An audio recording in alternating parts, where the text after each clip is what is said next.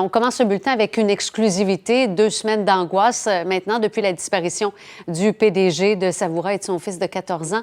La conjointe de Stéphane Roy et la mère de Justin ont accepté pour la première fois ce matin de raconter ce qu'elles vivent à la caméra.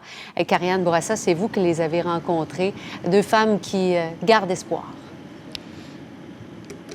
Oui, tout à fait, parce qu'on parle beaucoup de Stéphane Roy, un homme connu dans l'industrie ici au Québec, mais on oublie que derrière cette disparition, bien, il y a une mère inquiète, il y a une conjointe également très inquiète, 2 personnes, 2 femmes fortes, il faut le mentionner, qui vivent des émotions intenses. D'abord, elles m'ont raconté depuis 15 jours l'angoisse en se levant le matin, d'abord également l'espoir de voir cette nouvelle journée de recherche et le soir, la déception de ne pas avoir obtenu de nouvelles informations qui permettraient finalement de retrouver cet hélicoptère qu'on recherche, un modèle R-44 de couleur blanche.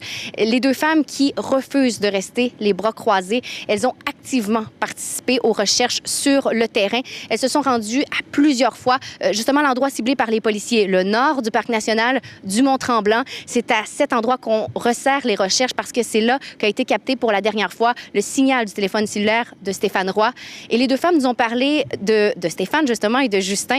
On dit que c'est tout un duo. S'il y a quelqu'un capable d'affronter et de survivre à un écrasement d'avion, si quelqu'un est capable d'affronter le territoire hostile de ce secteur, c'est bien eux. Ils sont habitués de faire des voyages ensemble, des expéditions, d'être sortis de leur zone de confiance. Ils ont une grande complicité. Et pour les femmes, même, et elles le disent, même si ça peut sembler irrationnel, on le croit profondément. 15 jours plus tard, c'est toujours possible et elles en sont convaincues qu'ils sont toujours en vie. On peut les écouter. On est arrivé à un point mort.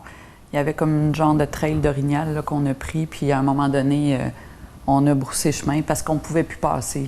Là, là ça allait au-delà de nos capacités finalement, puis on aurait bien aimé ça, là, mais à un moment donné, on ne voulait pas non plus pas revenir. Mais on sait très bien que c'est pas n'importe qui non plus qui peut aller à la recherche, mais moi, j'ai toujours le même mot qui me revient en tête, c'est l'immensité. À chaque fois, quand j'ai vu un hélico atterrir, quand l'expression prend tout son sens, quand on dit « ça vient me chercher », là, ça vient me chercher en dedans. L'entraide là, est incroyable. Ouais. Je pense que ça nous donne beaucoup de force. Ouais. C'est ça qui nous tient puis qui nous supporte. L'énergie, on la sent. Le vendredi, là, il y a 4 hélicoptères qui sont arrivés. En même temps. Je connaissais pas du tout, que j'ai rencontré des gens formidables. Puis ils disent « Go, on y va ». Ah oui, c'était... Je suis embarquée avec eux pour les recherches. Ça a fait ma journée. Là. Oui. Le support, là, c'est démesuré. Oui. Pour nous, là, on l'apprécie tellement. Là, c'est quelque chose qui... En tout cas... Alors, vous les avez entendus. On comprend les moments d'angoisse qu'elles vivent. Et pour elles, d'une part, elles remercient ceux et celles qui prennent part aux recherches, mais il y a quand même un message qu'on voulait livrer aujourd'hui.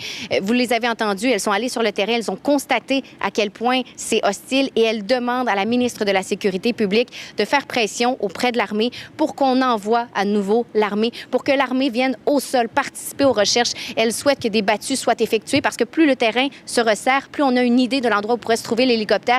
Et c'est en quelque sorte une course contre la montre. Parce qu'on le sait présentement, la température est clémente, mais d'ici 48 heures, il y aura des nuages, de la pluie et on craint effectivement de ne plus pouvoir survoler le secteur. Alors, on espère que l'armée pourra être appelée très bientôt.